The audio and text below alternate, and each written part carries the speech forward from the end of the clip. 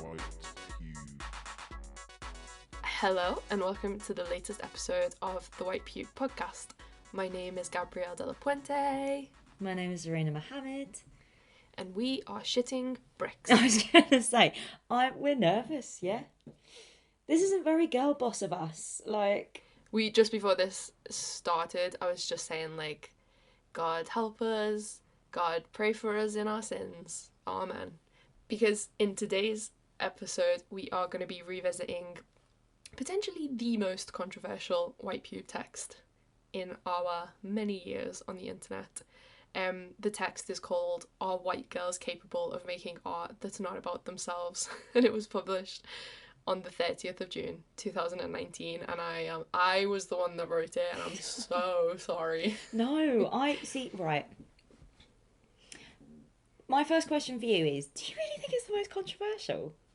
I think it was the most controversial, and I don't want us to make light of our nerves going into this. On today's episode, we are going to read the text, and then we're going to have a discussion about how we feel about it now, and maybe the reaction that we had at the time, and just, yeah, generally, like, how we might do things differently. I think my nerves come in because I am first and foremost a writer, and I get really nervous that I'm not going to say the right thing when I'm speaking, because I can't take as much time or edit what I've said. That being said, that doesn't mean what I write is perfect. And this text is an example of that. Ugh, Jesus Christ. All the Catholicism's coming through. Oh my God, this the fear. Catholic guilt. No, not the Catholic guilt. Oh, I just want to get this right, and hopefully we can make peace with it. Exercise. We're going to exorcise. This text. Yeah. This text is the reason that we started to do this series where we revisit old texts, because, like, it has been haunting me ever since, and I've really wanted to address it, and I just, like, haven't felt ready, but now I feel desperately in need of doing that. So I'm going to read it out, and don't judge us too harshly. This was years ago, and we will explain everything at the end. Okay. Girls, we need to talk. And by girls, I should say that I'm not speaking to the whole universe of us here, but a select few. White, cis, non-disabled, all ages and classes. Maybe not all sizes or jobs though, so make a note of that for later. I'm going to address us lot as capital G girls in this text because I'm looking to speak to the Lena Dunham personalities of the art world, and specifically about how a lot of the art you make is boring to me. Boring, boring, boring. I would like it to stop. I would like it to be better. It's funny, a fellow white once criticised me for using the term white people and white girls because they said I was trying to distance myself from my own identity, which was such a mad call out because their lashing out at me revealed a knowingness for how shit we really are. I feel like Villanelle when I say this. Boring. It is on us to sort ourselves out, so we better at least name it. Yeah, it's a descriptor first, but I'm glad it's also partly an insult, one we should accept and concede. We are responsible for making the world a horrible place, and we categorically need to do more for the people we have marginalised, need to be intersectional, support, finance, and vote smarter. So in this text, I'm just talking to the white women of the art world, and in the vein of Hannah Horvath, I'm calling us girls. What I see time and time again are girls whose entire artistic practice revolves around themselves. They might tag a meaning onto something at the end, but more often than not, it just feels like they think they look nice, and so that can be their art for the day. For example, and I'm about to drop a lot of examples, don't I look like a pretty manic pixie dream girl in this photo booth video where I'm crying a little bit for a long time? Emotional labour is real, so by crying into the camera, I'm taking some of that time for myself. Praxis. I've bleached my hair and it is different colours all the time, and that is important, okay? Take a look at this photo series I did of my body looking completely normative and failing to make a statement about the body positivity it's claiming to champion. And check out the way I'm pulling at my bra to make it edgy. I'm doing a performance now where we do yoga together and use selfie sticks to take photos of ourselves from loads of different positions. And did I mention periods yet? Look at this fake blood and glitter on a sanitary pad I framed. I have also hung tampons dipped in paint along a washing line because #womankind and housework is work. Here is a picture of me in front of my art. It's very important you look at me in front of the art. I'm wearing this Forever 21 t-shirt with the slogan Girlism on to make sure you know my very progressive politics, even though this top was not ethically made. Hee hee. In this new exhibition, I've painted all the walls pink. Isn't that a cool idea? Oh, of all the art I've made on my 3-year undergraduate course that I paid a lot of money for, the best is definitely this portraiture series of my boring friends wearing makeup in quirky ways. I've photographed them in some hotline bling lighting to show the world that beauty is just not skin deep. Smiley face. Once at a crit, I showed work where I used Facetune to make my body look ridiculous, to critique beauty standards. Celebrities use it, and wow, it's so wrong. There's also these East Asian photo editing apps that make you look really cute with big eyes. So I'm going to print off the selfies I took with it, and that is my next exhibition. Are you coming? In this piece, I have dyed my armpit hair pink because of feminism. I'm a sculptor, and all I do is stuff tights so they look like sausages that have gone off. Because when you think about it, tights are like a really feminine material, aren't they? I am doing a durational performance where I pretend to be a pop star and I wear pink dresses, right? And sing while everyone watches me pretend to be self-absorbed because I'm making a point about how self-absorbed celebs are or something. That's it. That's the joke. Anyway, I've also painted myself with my top off, and you're not allowed to say anything except nice things about it because I am brave, and that's all that matters. Look at my A-cup boobs. I am brave. I'm doing an Instagram residency anyway, and it's so interesting because all I'm doing is posting my face, till the cows come home. I'm getting so many likes. Yeah, this bingo card is full. I'm gonna stop now. In all this girl art, it is as though the artist's interests do not extend beyond their own skin, because their personality is, in fact, themselves. I think 2 things are happening here that get to me, that anger and bore me. The first avenue is this. When girls make this art and think it is critical, it is always perpetuating the thing they are trying to critique. They become the problem they set out to tackle, probably realising how much they enjoy it and how valued it makes them feel. They put on this costume or attitude and think, wow, I look good, don't I? But the reason that feels so good is the white supremacy we created. You're just instrumentalizing it for your own power, vanity, and fame. That's embarrassing to me. Go away. The world has decided girls look best, so this art is so overly self-centered in my eyes. When it comes to vanity, I want to say I don't care and live your life, but I do think it can't half be boring when it's calling itself an art practice. It gets repetitive or something, people never mix it up, take risks, and ugliness is more interesting anyway. Why can't this content just stay on your personal Instagram account though? Like, I don't want to go to a degree show and see your top 5 pics of yourself. We're not trying to bang. Do you think that is interesting? If I like you as a person or I enjoy your style, then I will follow you and keep up with what you do.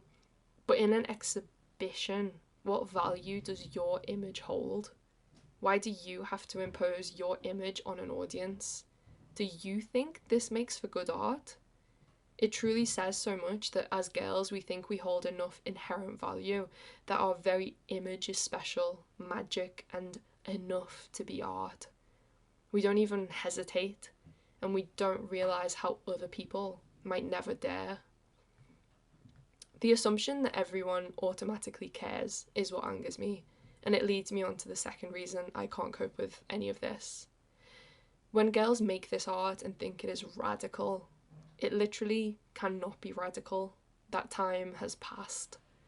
Our period discourse is dead and buried. The actual policies on luxury tax and period poverty need to be dealt with by law, not by your little exhibition. We're over free the nipple conversations, long been white, white, white. Nudity is not this exciting, rare thing. It's not radical. In my opinion, leave fat acceptance, happiness, and genuine body liberation to the world of fashion, where writers, fashion organisations, and models are collaborating to change things. Shout out to Bethany Rutter and Navabi. Sex is normal, and guess what? I'm bored of art that makes out it isn't. It's not radical. I want to say leave the sex work / art crossovers to sex workers who make art, but honestly, even then, I have yet to see that done in an especially interesting way. Though, as always, feel free to disregard what the fuck I think. You're not making work to please me, are you? There might not be gender equality in the art world, and I doubt there ever will be, but it is normal and safe for girls to be exhibiting. It is normal for us to be on the lineup. So haven't we now earned the privilege to not have to make art about ourselves and instead to do something else? Like, come on, paint dogs or memes, anything. Create mad, surreal performances about climate change, or go full fiction and make sculptures of aliens. It doesn't have to be you by you. Why would you want to pull a Marc Jacobs? In visual art, it's like white men don't constantly have to put themselves in their work.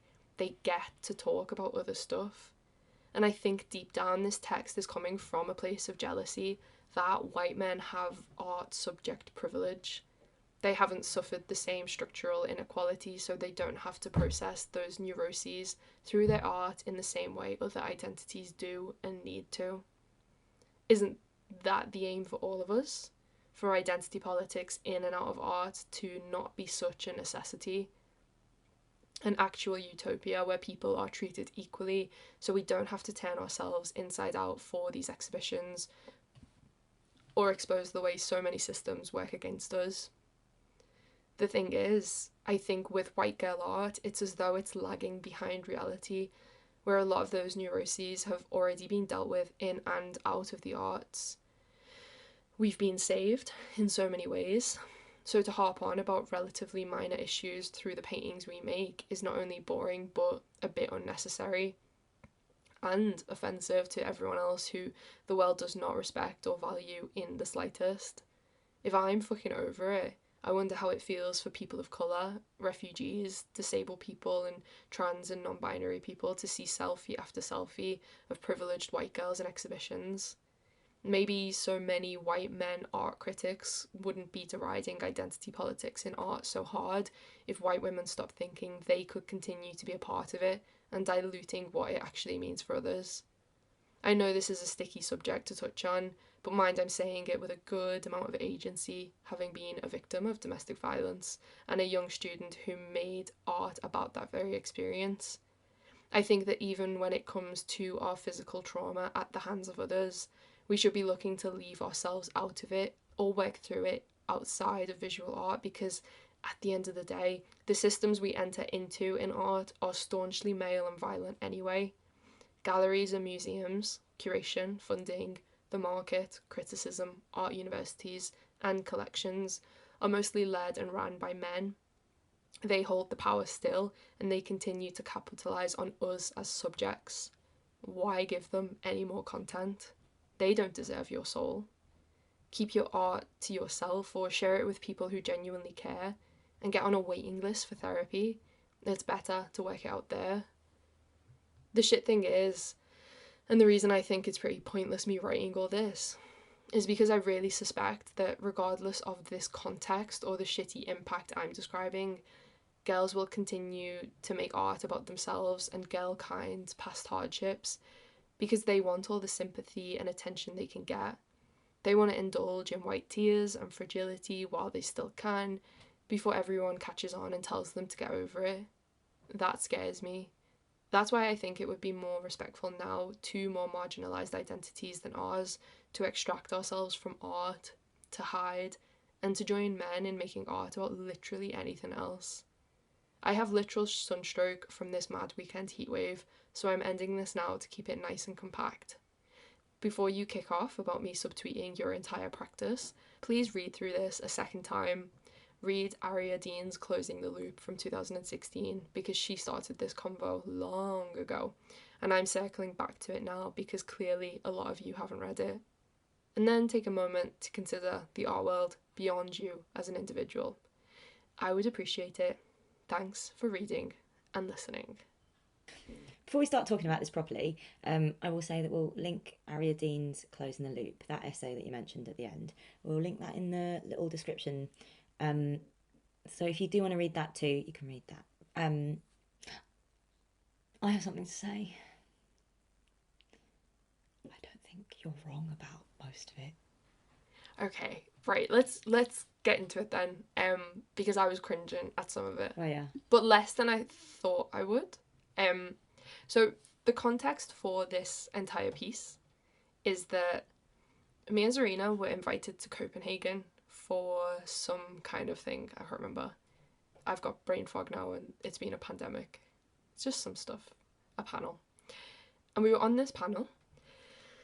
And I can't really remember the order in which this happened, but the person who was running the event had like shown these two presentations about like two different artists, two white women. One was a fat woman who put herself into like art historical scenes, and then the other woman was like a little skinny woman who was doing these like aerobic performances where she held a selfie stick, and that was part of it. And I don't know if it was like interactive, like people could join in with the routine that she was doing or something. But after the end of the presentations, I remember the person running the panel had turned to us and was like really excitedly like, you know, what did you think of these artists? And maybe they were Danish or something, like I don't know what the connection was, but she seemed really excited to find out our opinion in a way that sort of assumed that we were gonna like fucking love the artworks. And I remember just like being like, no, like just because I look like I should enjoy it doesn't mean I should enjoy it, and I don't enjoy it. But I gave like a really messy answer that probably said not, it was just words, and I probably didn't make any kind of coherent point, but it just stuck with me because my answer was such a mess. Like I'm so slow with these things. Like I couldn't answer there on the spot like what it was that was getting to me. It took me like weeks afterwards, and I just sort of like been going over it in my head like a little bit here and there, trying to figure out the problem. And separate to this, I was supposed to write one of our Sunday texts. Me and Zarina take turns every Sunday, like we publish a review or an essay, and it was my week. And usually I write things like way in advance. Like normally I've got things like in the bag, like texts for weeks, and I know what I'm doing and I know what I'm gonna say, and it's all in hand. And for whatever reason, the text that I'd written this week in June, it just wasn't working, and I didn't want to publish it, and I felt really like, oh fuck, what am I gonna do? And it was a Saturday, and it was a heat wave, and I had sunstroke, like I say in the end of the text, and I was like, I need to start again. So I remember panicking. I remember like chugging liters of water, being like, the only thing I think of relevance that I have to say right now is about white girl art, and I'm gonna have to like just quickly fucking get it down on a page. So it was sort of like thinking about it for a while, and then just shit, like quick, gotta write. and I mention the context because I've never written a text like that before. I normally write so far in advance that I have like a week or 2 weeks to review what I've done and to edit and to like have some perspective and to think about like who will read it, like what the audience will think, and then to preempt what the audience might have an issue with. And none of that kind of general code of conduct happened here. And I don't mean to say that as an excuse. I just genuinely think that it's insane that the one text that happened to me on is the one text that basically went like viral in the arts. It was like such a stressful time that this text had 12,000 reads in its first 10 days. Which and is mental. Right, that's like that was half our audience back then. Yeah, that exactly. It was really kind of like helped by its clickbait title. All white girls capable of making art that's not about themselves. Yeah. So I think that is interesting to me. And it's part of like, oh God, it's part of it gave me a new fear. Like ever since that point, I have like edited to death, because what if something else like takes off in the same way and I like lose control of it. It's made me be so much more careful, because there are things in this text that I would have said differently, and I sort of hate that it's on the record. When like I even, you know, the day after publishing I felt differently. Yeah. I think it's right. So it'd be interesting to go through what you would do differently now, because that's the whole point of this revisited series. Like, yeah, going back, clearing out, I don't know, taking back control of the text that we lost our grip on, first of all, but maybe especially for context, because sometimes when a text goes viral, it's viral for a nice reason. Sometimes rare, but please describe the reaction. Is that what you want to do next? Yeah, that's fine. Like, I think the reaction is part of the issue I had. It like the reaction was born from some of the comments I made that were messy, and wrong. So, yeah, 12,000 reads in 10 days, mayhem, Instagram notifications through the roof, Twitter, just it was huge. It got to the point where, like, you know, if you typed in the white pube, the next few words would be white girl art, because people wanted to find it. Mostly it was a lot of people agreeing that they had had similar issues, or people being able to like laugh at themselves and say like, oh my God, I have done this and I know why I stopped doing it, and this is why. Or I always felt strange about it and I didn't quite know what my issue was, and like this has helped me put that to rest. And that's always nice, because that's what it had done for me. That was the problem I was trying to solve, like learning to articulate it. Oh God. And then that was maybe 99% of people, but it is always like the 1% who are angry, that feel like they're the loudest people and they have the most weight. And it was definitely the case here. So initially the first thing that was picked up on was the comment that I'd said about sex workers. So I'm going to read it out, because like it literally haunts me to this day. I said, sex is normal, and guess what? I'm bored of art that makes out it isn't. Not radical. I want to say leave the sex work / art crossovers to sex workers who make art, but honestly, even then, I have yet to see that done in an especially interesting way. Though, as always, feel free to disregard what the fuck I think. You're not making work to please me, are you? So, people were angry, and I completely, very quickly understood and agreed with their anger. Like, I do not have any place in that conversation. We had messages from people who said that, yeah, we were wrong to bring sex workers into this essay. And we then also had messages from a few sex workers who were Black and Asian, who said that like they agreed with it because the dominating artwork that they see made by sex workers in like, you know, major institutions and even smaller galleries is dominated by white artists who work in this like white girl art aesthetic, and for them that didn't feel satisfying. And I always thought, okay, that makes sense, like I understand that, but the next step is like what took me a bit longer to reach, which is that like this white girl art aesthetic that I'm describing, like this prettiness, this like clean, like pink glittery, super femme, like decorative accessories, you know, very polished, very glam look, is something that sex workers capitalize on. And like in a sense it's their aesthetic to do what they want with, because it's so integral to many people's like career. And that took me so much longer to understand.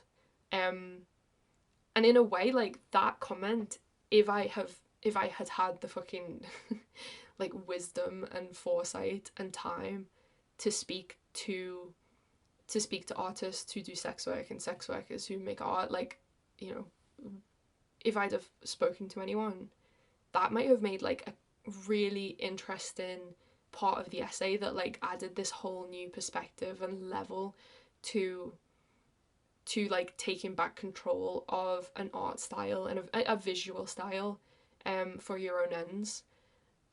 And that wasn't in the essay because I was fucking stupid. And also I didn't think I knew anyone who was in sex work, and I only afterwards found out that there were people I knew in my life, in my personal life, who are. So it's, I don't know, it's again been such a lesson, and I shouldn't have used that word. Like I don't mean that in the cheesy way, like I am learning, but like I have learned from that moment onwards that if there is something I'm unsure about, because I feel like there is a certain amount of questioning, like, you know, what I write there is haphazard. I you can tell that I'm unsure about what I'm saying. Whenever that has come up now in future essays, I've always like either completely taken it out if I haven't had the time, or I've just approached people who like know what they're on about.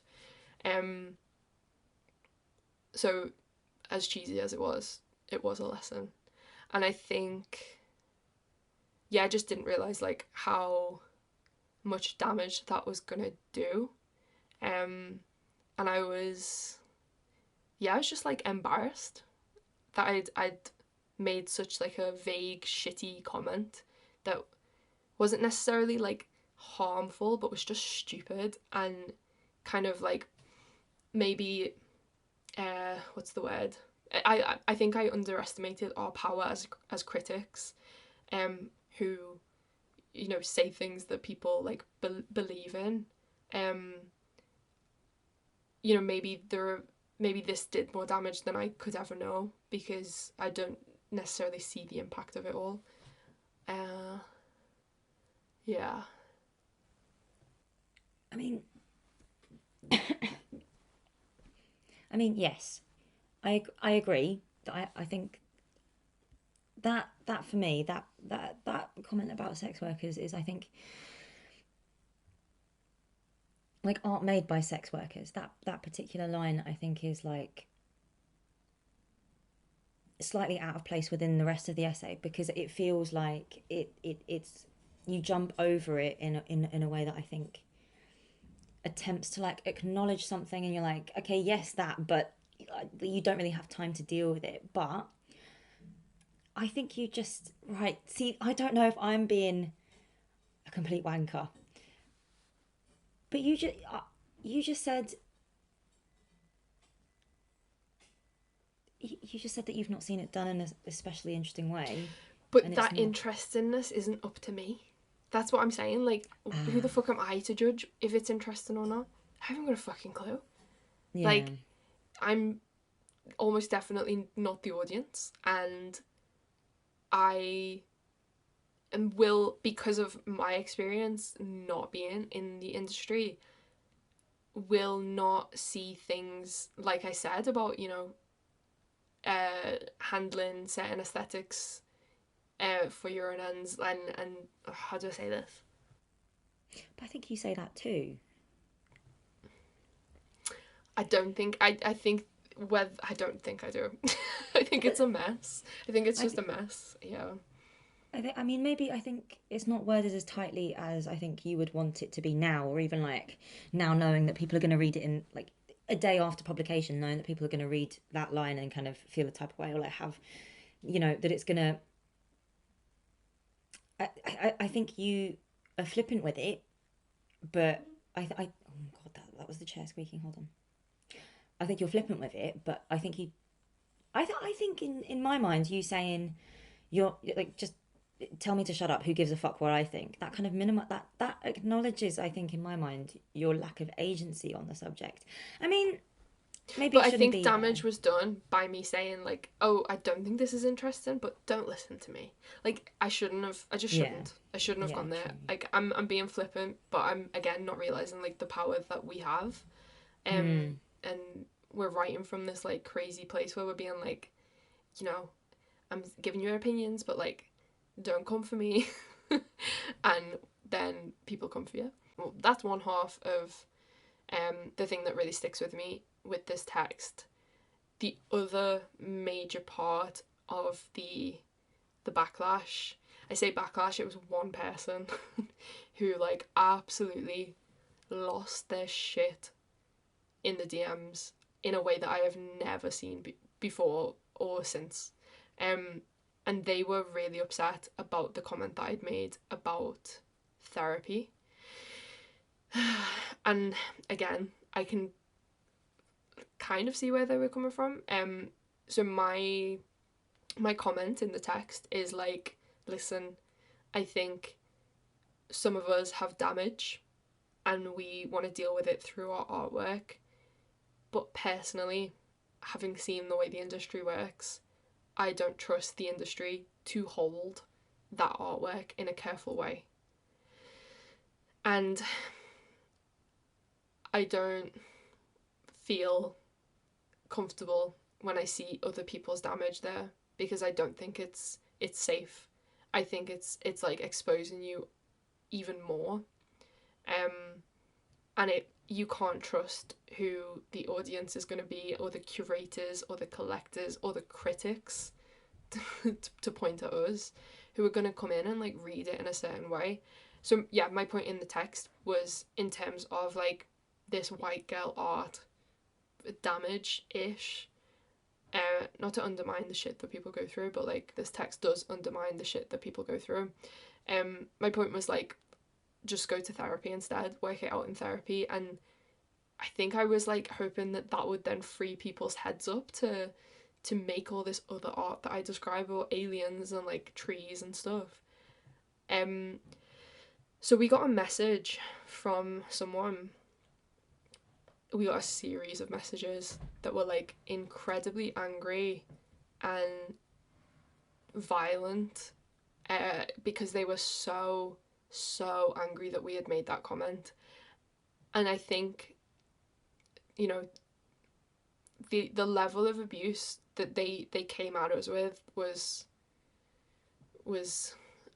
I don't know, I really should have figured out how to say this in a sensitive way.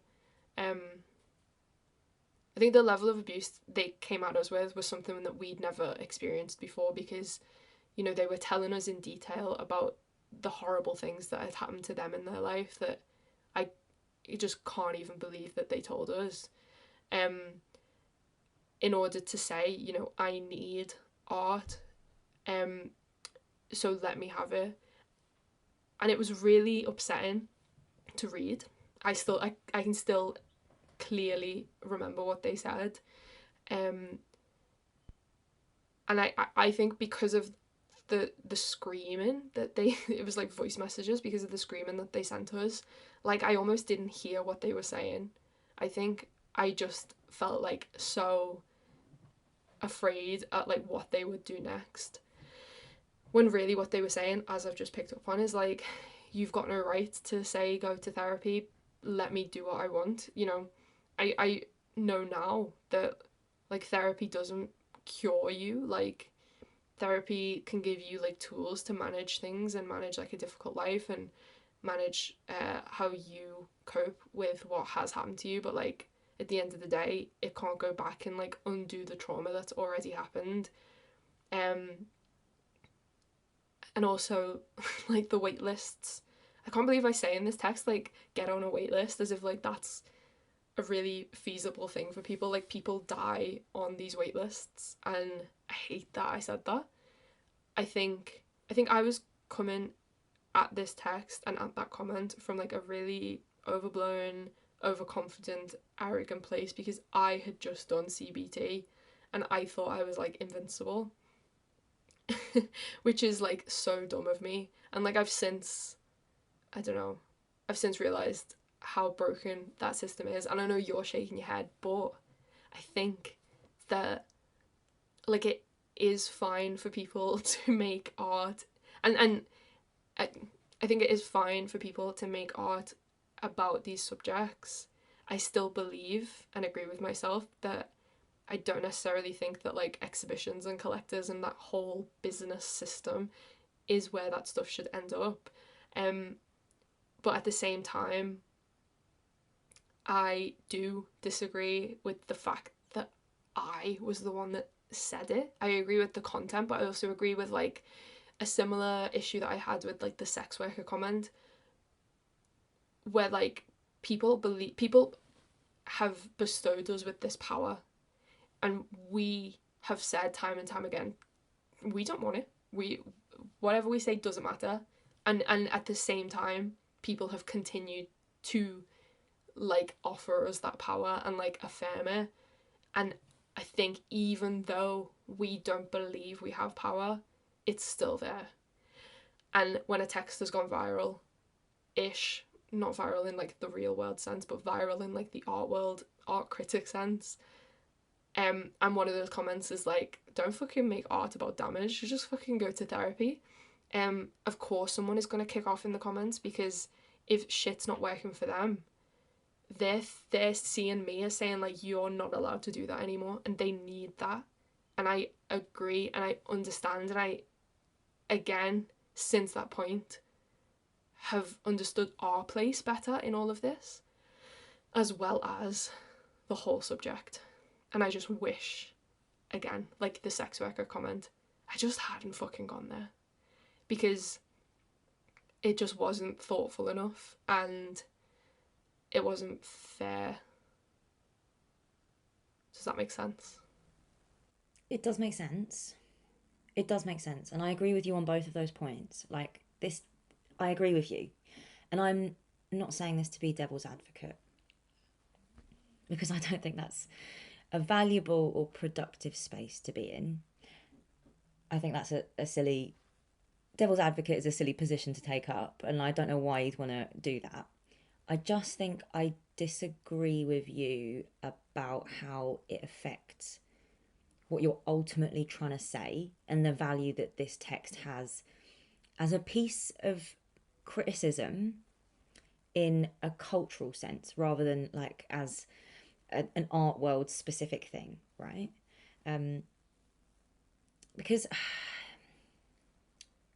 critics in the art world, right? Art critics write to this very specific insular thing. Like we critics review exhibitions, and that's like where they spend the majority of their time thinking, right? Like the critics like think about, like, we review an exhibition, we're going to review a show, we're going to talk about this painting and like its value for like the canon of art history or the canon of the market. But literary critics and like big juicy galaxy brain critics that write about art, they talk about movements, right?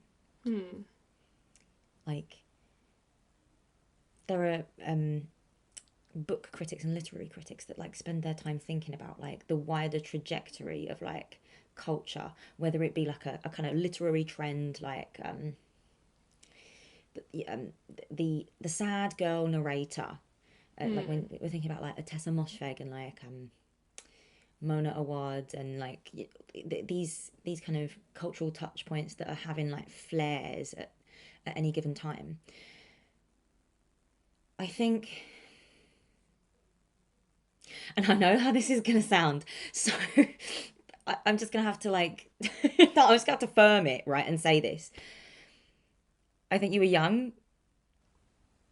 I think you were young. We hadn't we hadn't quite gotten to grips with the place we had in the discourse. I'm doing air quotes while I'm saying that, like the discourse means anything, right? But like in exactly the way that you describe, people looked at us and said, "You've got power," and we just didn't clock it. It didn't feel real to us, and that's not a cop out.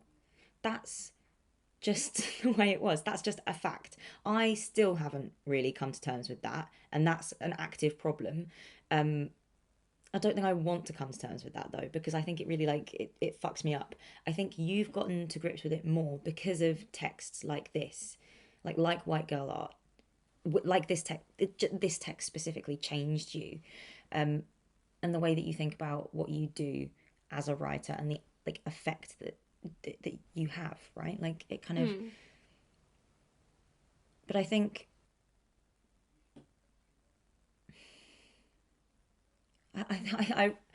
I'm really struggling to like to I don't know, maybe this is like a personal issue.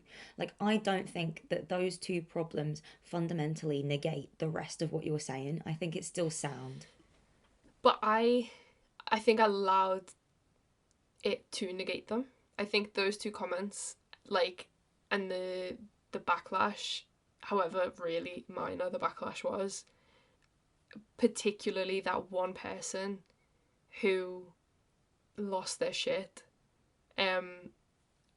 I to this day haven't like reshared the text because I felt like it's got holes in it, and if I reshare it, if I put a spotlight back on it, people are gonna look at the holes and be like, "Oh my god, you left holes in this?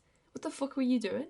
And I think I'm so just self-conscious of that because like I want now everything to be so tight, and like, you know, I want it to be watertight when I put text out, and I'm just so much more conscious of it because of this. And you know, there are things like I could pull out and really like stress test. Like if I'm making comments about how I don't think people should how I don't think white girl art should include people's like trauma, and I don't think people should work that shit out in the gallery because people more marginalized than white girls should have the space to do that. Like, what the fuck am I doing? Because that's all I do on the white pube. Like, all my entire career is like, I'm gonna work these things out that are happening to me and my life, and I'm gonna use art around me in order to refract myself through it, and then I'm gonna write about it, these really private personal things, and I'm gonna make them public for like tens of thousands of people, and now there's a podcast and all the listeners are gonna listen to it as well. Like, I'm doing a very similar thing.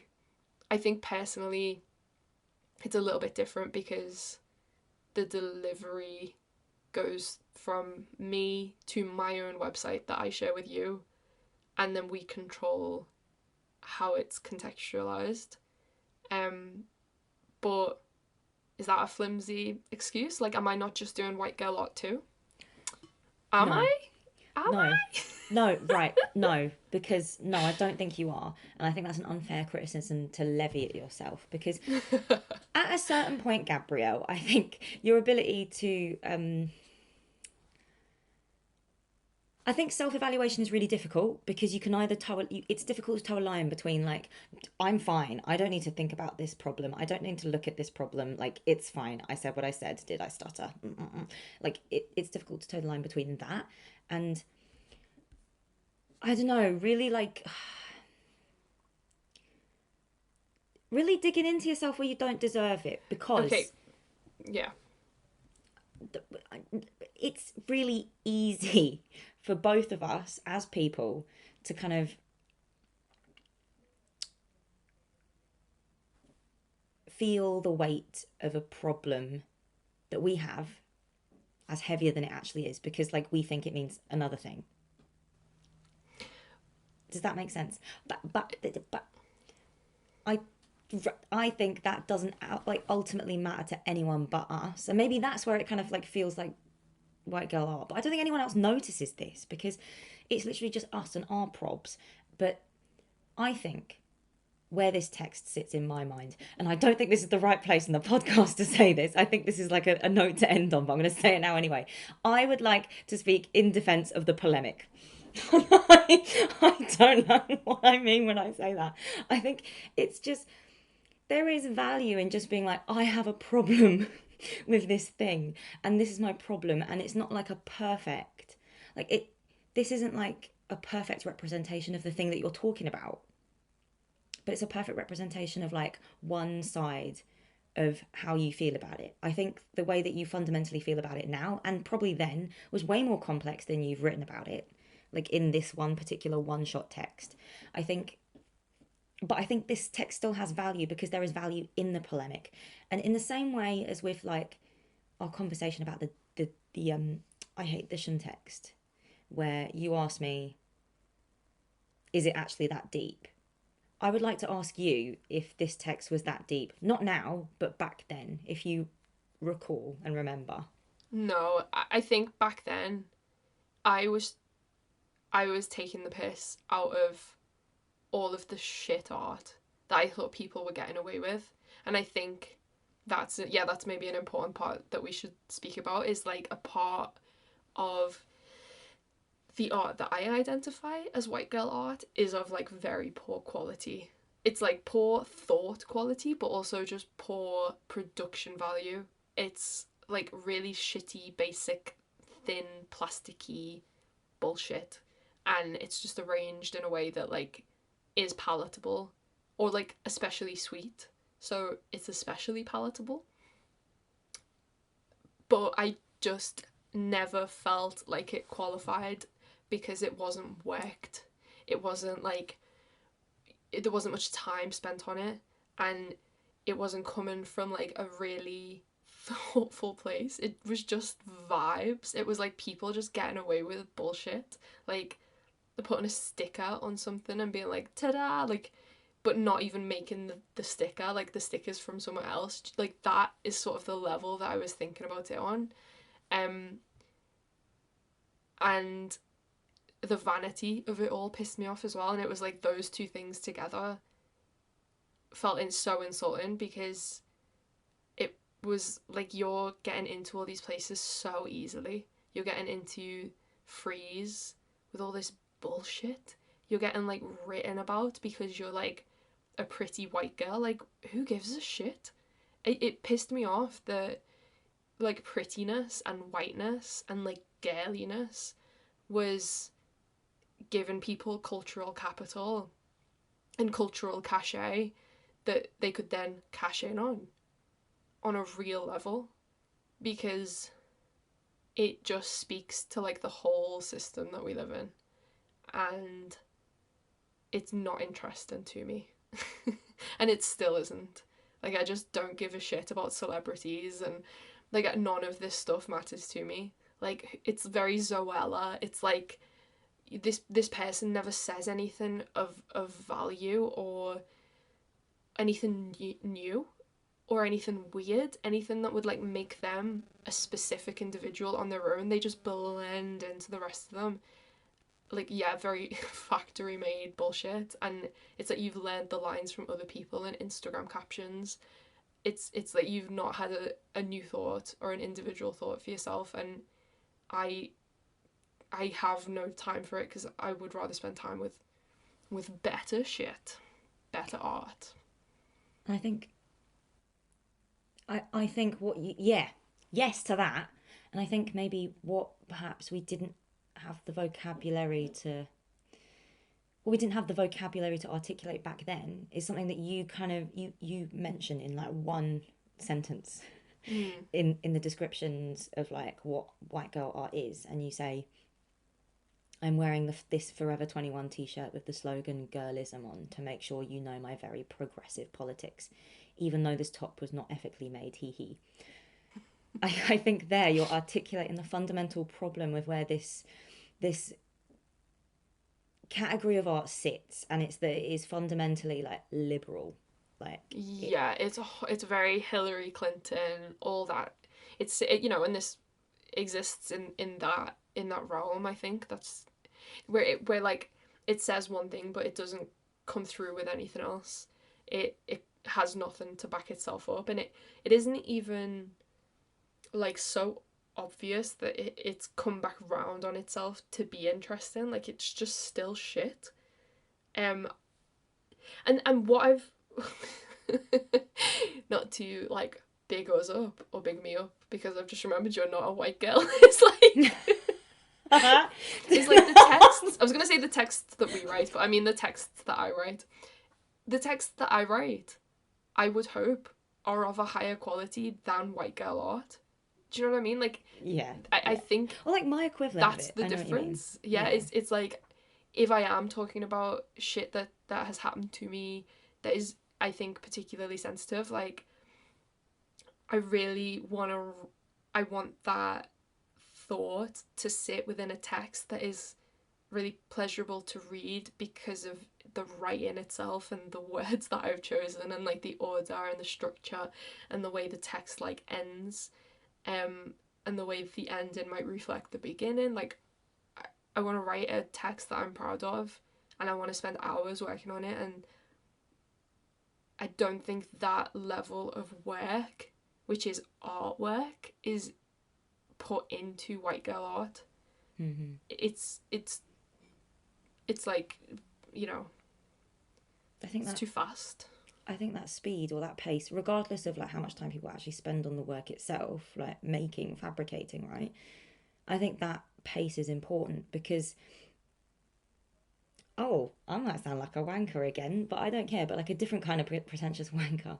I think like that's part of its political position, right? Like it is just like rapid, thoughtless movement without um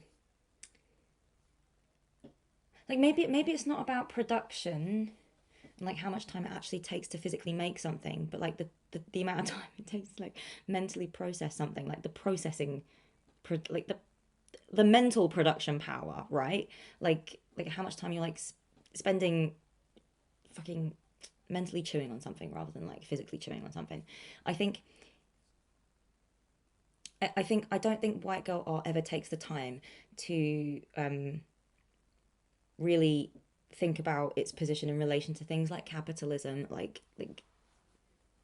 or like capitalism, to be honest, and the way that it like acts as as a complicit participant in that system in a way that like it's maybe unhelpful to point out because no ethical consumption and all that, but like I, I'm not articulating this well. I'm aware of that because again, a writer, not a speaker.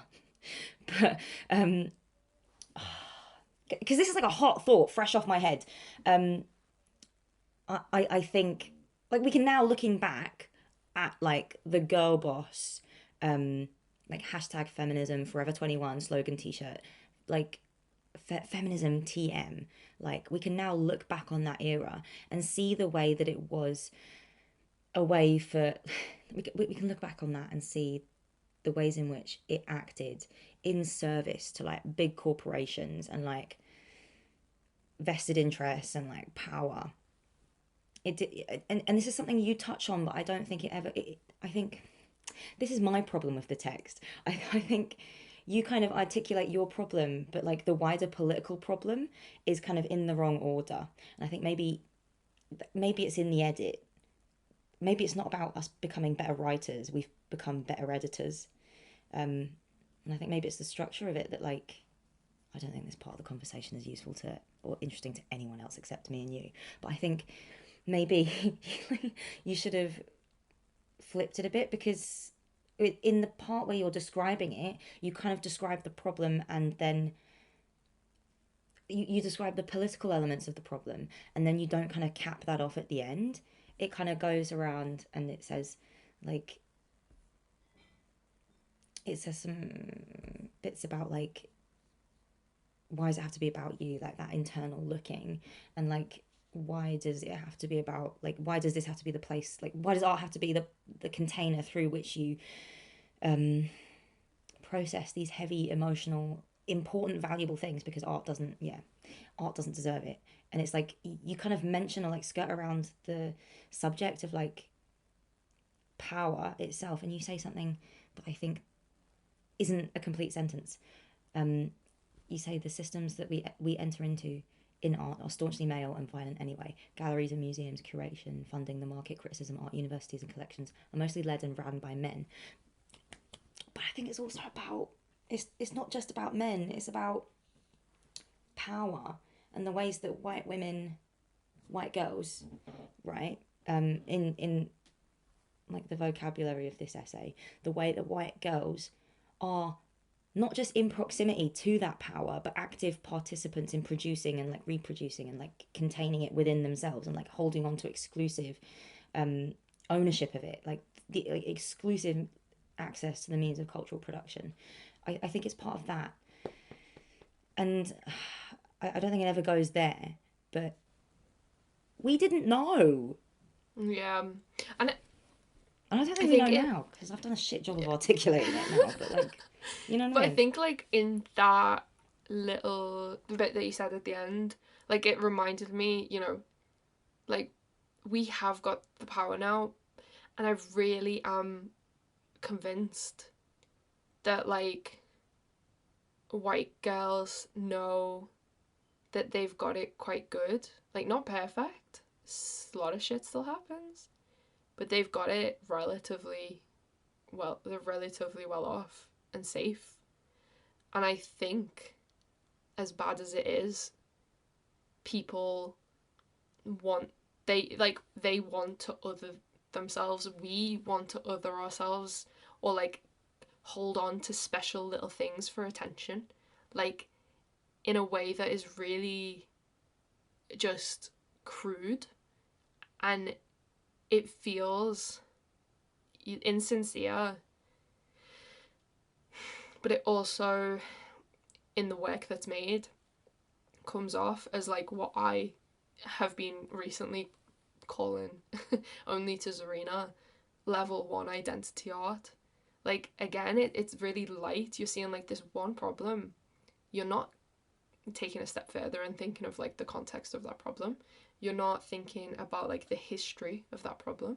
You're just attaching it to yourself and being like, give me attention because this bad thing's happening to me. Does that make sense? It's that's the lightness. Yes. And that's the maliciousness that I really have an issue with. I think, yeah, now I could articulate a little bit better, but now, back then, just no idea. But I think that's right. I think what I feel like my last point, I kind of trailed off. I didn't finish that thought. I think that's it, right? Yes, that's it. I think it's the point that you make. I don't know if you actually think this or thought this. I think this was just an easy ending. Yeah. And like, you were heat stroke, like, fine, cool. Heat stroke, bad. I know you as a person. I'm not just saying this because you're my mate. I'm saying this because I know you as a person and a thinker, and also my friend. But whatever.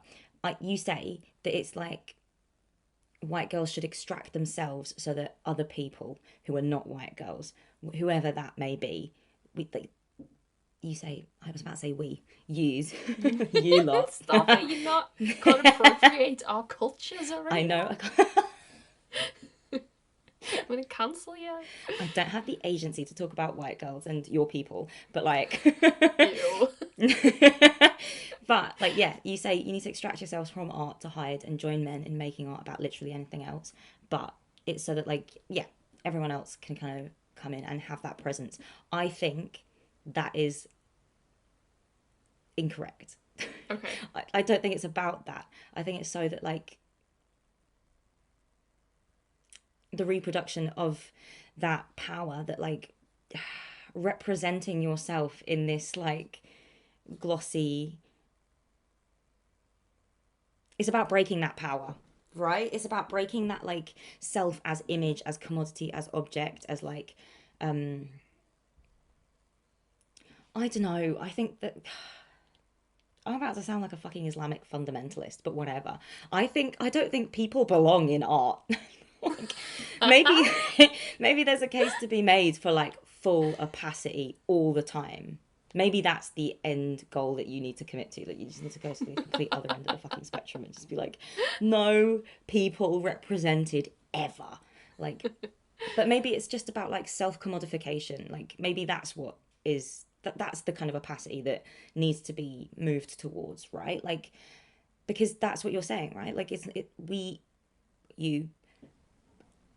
I'd say we actually, because I think this is kind of part of what I touched on in the problem with diaspora art. There's a way it's really, really seductive. It's seductive because it's profitable, and it can like on an individual scale, it can be like individually profitable and also like profitable as like a wider cultural movement for like the individuals participating and for the institutions that like are able to contain this. It's profitable to make yourself other or like to turn that otherness into subject and like art object, and I don't know. I think saying that that's capitalism is kind of a cop out. I think throughout this, I've sounded like a crank, and it is a cop out because it's not just about that. It's about the way that like society and culture at large deal with identity. Like there's a certain language that it slips into, and it's like the base neutral level of it is like, yeah, producing financial capital, and even that sounds like a cop out. I don't know. I think it is. I think it's just about like making the self neutral. Does that make sense? It does make sense. I don't have anything interesting to say in response. Is the only thing. I have a question for you. Oh, go on. Okay. You ask. And I don't know how to word this because I don't have an answer for this in mind. Like sometimes I ask questions and I know what you're going to say, or I'm expecting you to say something, and I actually don't know what you're going to say. Do you think you were the right critic to write this, like in terms of your identity, but also you as an individual? Like, do you think a white critic should have written this? Like a. I think it would have been better if it wasn't me. Yeah, I think so. I think I can only go so far with it, as this conversation is pointing out, like, and that I mean that on like a personal aptitude level, but also just like societal and seeing it from the outside. Like I'm too within it. Like I made this stuff. I made what am I trying to say? You made white girl art. Is that what you're trying to say? No, I didn't. I kind of skipped it. I think I did, you know. Like, alongside this text, we made a white girl art bingo card, and I can check off an uncomfortable amount. Yeah. Do you want to read what's on the bingo card? Oh, yes, please. And shall I tell you which bits I ticked off, or shall I just tell you how many I ticked off? I think as you go through, you need to tell us what you did. I should, as a caveat, say that I'm consistently embarrassed of every single piece of art I made ever, not just the white girl art, all of it. If you think you saw my art, no, you didn't. Okay, so white girl art bingo, one by one. Dyed armpit hair. Any art about periods. I made that. Did you? You did this? What did you do? What did you do? Oh my god, please tell me. I just included a tampon in a sculpture one time on foundation. Like, it's not that deep, but it is embarrassing. It's on the list, yeah. That's yeah, really it counts. Body image collage from magazine cutouts. Kind of. I use this aesthetic. look at me in front of my art. This isn't just white girl art. This goes for like This is for identity everyone. art. Identity art level 1. This is applicable. So of course I've done that. Yeah. I rinsed that. I banged that out. Foundation, first year, second year, third year, after Delusion. graduation. But I'd like to say I knew what I was doing. I don't think I did. Exhibition walls painted pink. Look at my A-cup boobs. Have you done that, Serena? Really? Yeah. I think I have. Yeah. Look at my thigh gap. Absolutely. Oh God, help us. I can't remember what's on this degree show bingo, so as you read it out, I'm just like, wow. Wow. I was so right. I take back everything I've said. See, this is sometimes why I think that actually writing a long form text, you could do it better in a meme sometimes. Because this bingo card is correct. The bingo card is often all you need to do. Because, like, the most fun part of this text for me, before it got all messy and all the holes appeared, was just the paragraph at the beginning where I describe all the white girl art I'm categorizing. Because that in itself is my methodology, as we can see through these bingo cards. I've done so many of them. There's more. So, stuffed tights as sculpture. Hotline bling lighting. You've done that. I've done that. I've seen that. Crying. Oh no, forgot about that. Crying selfie. Crying selfie. But that was on purpose, right? Whatever. Fruit that looks like genitals. I have not done. Good. Video singing to the camera. Oh, you've done that on the white pube. Bad makeup on purpose. Underwear and fabric dyed different skin tones. I've not done that. I've not done either of those things.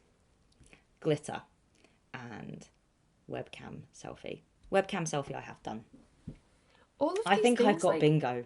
You've got bingo. I just skipped it. I was just like, I'm gonna paint trees. I'm just gonna paint trees and pigs. I'm gonna paint shit. I just never thought about it in the same way. It's really fascinating that you lived the white girl art life that I should have lived. But I think I think in the way that you describe, like, I think what I was doing wasn't white girl art. I think it was just level 1 identity art, because I think Yeah. the system that you're not the system, the category that you're describing is wider than just white girl art itself. But I think you hit on like the top of your problem with it, and you try to describe the shape. And I think, Gabrielle, I hate that this podcast episode has been you airing a problem with a perfectly good text that just needed an edit. And like, I hate, first of all, I hate the idea that like, I don't know, I don't want this podcast episode to be like, here are all the problems with my text, bye. So like, devil's advocate, yeah. But then also, 2, I don't want this to be a podcast episode that like white girl artists that do make white girl art that don't really have any of the get out clauses that you've now mentioned, and like have kind of like, that don't fall through the holes that you've described that exist within the text. Like, there are white girl artists that like make this work, don't have the get out clauses, don't have the like, it still stands. And I don't want them to end this podcast episode thinking, well, it's fine then because like Gabrielle has a problem with it, and like, you know, she's mentioned that she's a white, because that was, I think, majority of the backlash was just loads and loads of white girls feeling really uncomfortable for the first time in their lives. Do you know, right, this might be an interesting way to like round this off then. So one of the artists whose name I won't mention, but who I was referring to in the paragraph where I described like all the different types of white girl art that I have seen with my beady eyes, this artist got in touch with us maybe about a year after the text was written. And this was an artist who I had thought, like, I can see what you're doing with your practice, and I think you want to criticize like the figure of the white girl art. Like, you're basically criticizing like Barbie, but what you're doing is just becoming Barbie, and I think you're just enjoying playing that character, and you're not actually being critical because you're not really subverting anything. You're just like performing it and then absorbing it. So this artist got in touch with us a year or maybe longer after the text came out and said, hello, you know, I hated this text when it came out. Like, I really couldn't stand it. I was really upset. And now I see what you were saying. And since I've like come to terms with what you had said in this text and like why you had made points about like what's critical and what isn't, I've stopped my performance, and actually I'm gonna like go back to the drawing board and like figure out like what I actually want to do as an artist that isn't this, because that character had become like so much of their identity as an artist. Like, it was one and the same. And they stopped their Instagram account, which had been posting all the performances, and I think the link on Instagram was the link to this text. It's something that has like really, really stuck with me, because it's very like validating as a writer, but also like someone just kind of like agreed with me so deeply and understood and like really took on board the points that I was making, even in this like messy, angry, silly meme way, and like changed. And it takes so much for people to change in life. Like, it's so rare that people like listen to something and change their opinion or change their literally their business. So I was like fascinated by that, and I will never forget that happened, because like just as much as that person was screaming at us in Instagram messages, someone else was like really quiet and really listening and really reading and probably rereading, and they did something about it. And I always thought that was really special. Yeah. So it's not all doom and gloom, Zarina. It's not all I changed somebody's life. But I really respect them. I really respect them getting in touch and telling us that. It was really cool. Yeah.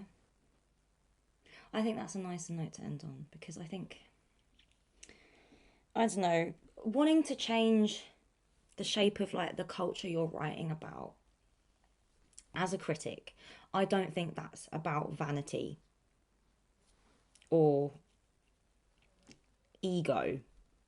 I think maybe it can like look like that sometimes, and it can be that sometimes, but I think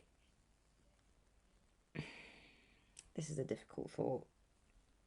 Potentially edit this out, because this might just this might be just good for you and I, and like maybe this is like something that I was gonna say it, whatever, like, but this might not be relevant to this conversation specifically, but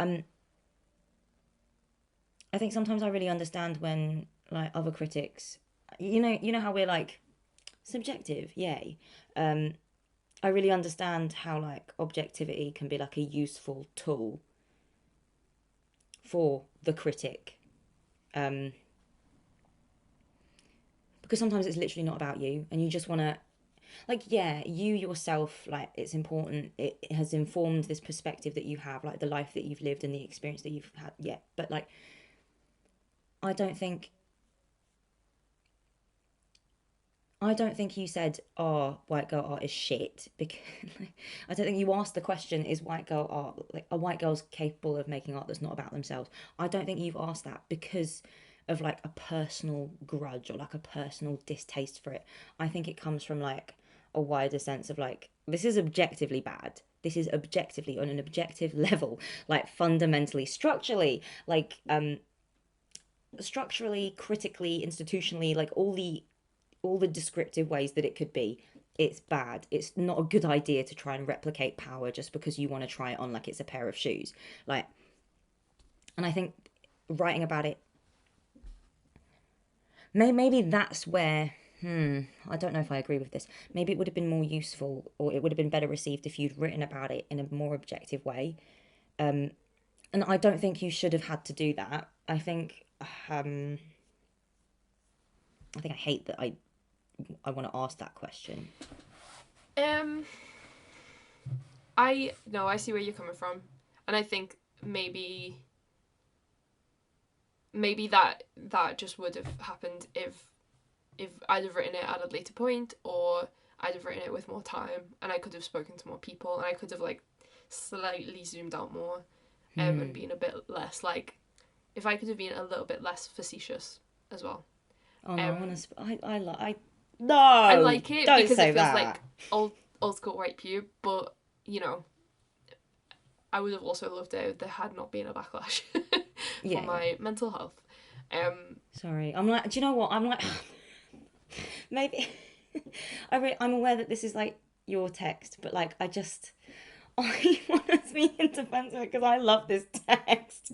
Like, as a fan, not as your collaborator, as a fan of GTLP, I fucking love this text. I think it slaps. I think you said what you said, but like I understand the whole. Yeah, cool. Like, yes, I know. Please don't cancel me, but I think you did say what you said, and you're right. And I think there is a role for that facetiousness. I think maybe it needed to be coupled with like a kind of I say this lightly again, don't take this seriously, with like an academic Yeah, approach as well. yeah, I agree. I think you could have Like, done where field did this work. start? Where did this? Have we always done this? Like, did Tracy Emin not like kill it, and it's dead in a ditch? Like, why are we still doing all this shit? Maybe there's a second text to be written, and maybe this I would like revisiting that. episode isn't enough. Like, I would quite enjoy going through and finding that like more objective position that's not completely objective, but like slightly like brushing shoulders with it, to figure out like the lineage of where this shit has come from and why it still matters today. I would love that. Yes. Because it feels quite writable, and you know, I've like done a lot of the work of it already in this episode. It just needs an edit like the original. I think it does. And I think Yeah. it's not just that would be nice for you as like a personal redemption arc. Like the big bagged critic learnt her lesson. Yeah, what a teachable moment. literally, Moral of the story literally. is. Because I think that's like we've outgrown the age of the like influencer like notes app apology. Like that's not like a compelling, thoughtful, that's not the end goal of like pointing out problems with people's public thinking, right? Like the apology is not the point. The point is to like do what needs to be done, like tie up the loose end.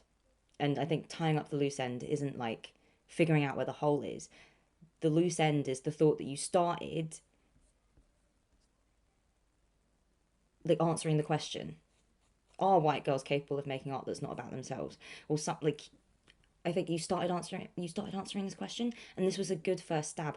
But it's not it. It's not like answered the question the right way. But it wasn't ever gonna be, because even I do this all the time. And I think I give myself more grace in a way that you haven't afforded yourself, and I hate that for you. That's why I'm like dead, like I feel very agitated. I can tell. You're like shaking on the screen. I know. I'm like, this isn't a visual episode, but I'm flailing. Like this is like I think the way that I've tried to write about racism and the institutional interaction with like artists of color, and that is like the widest area of interest, like across the spectrum of like my writing on the white pube, like not just the art thoughts and like the big thinky essays, but like I've had so many stabs at trying to say the same thing, and I've probably only said it once in a way that I would stick with and be happy with, and even then I'd still like to maybe tie up some loose ends. Like you're never going to get it right the first time, not even the second or third or fourth, because I don't think that thinking is ever finite. Like it's too big. It's too big. It's on a scale that's like not human. It's not us. It's not an individual scale. And like you just got to keep having.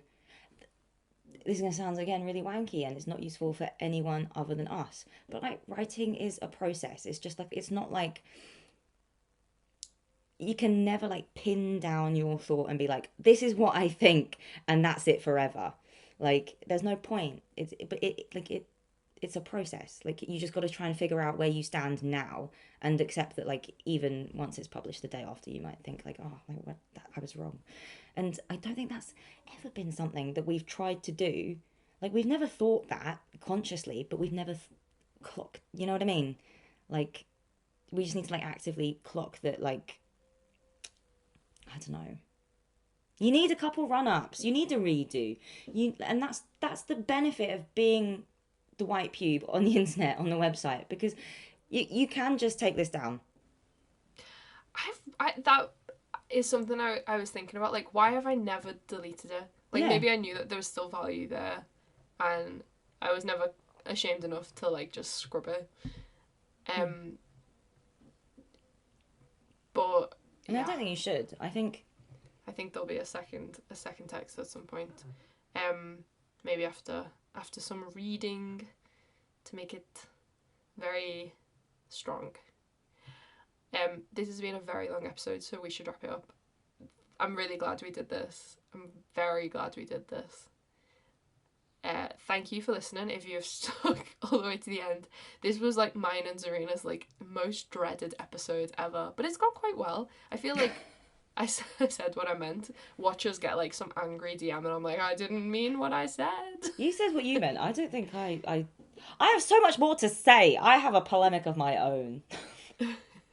Well, maybe you write the next one. Absolutely not. No way.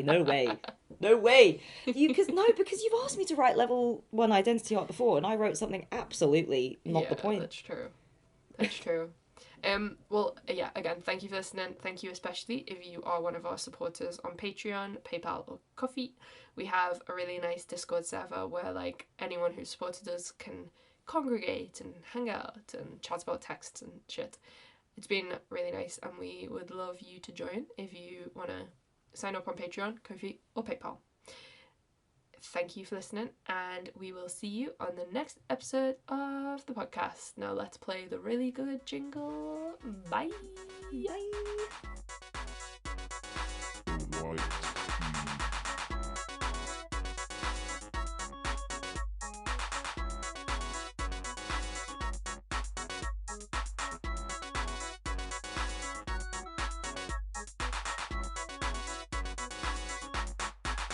White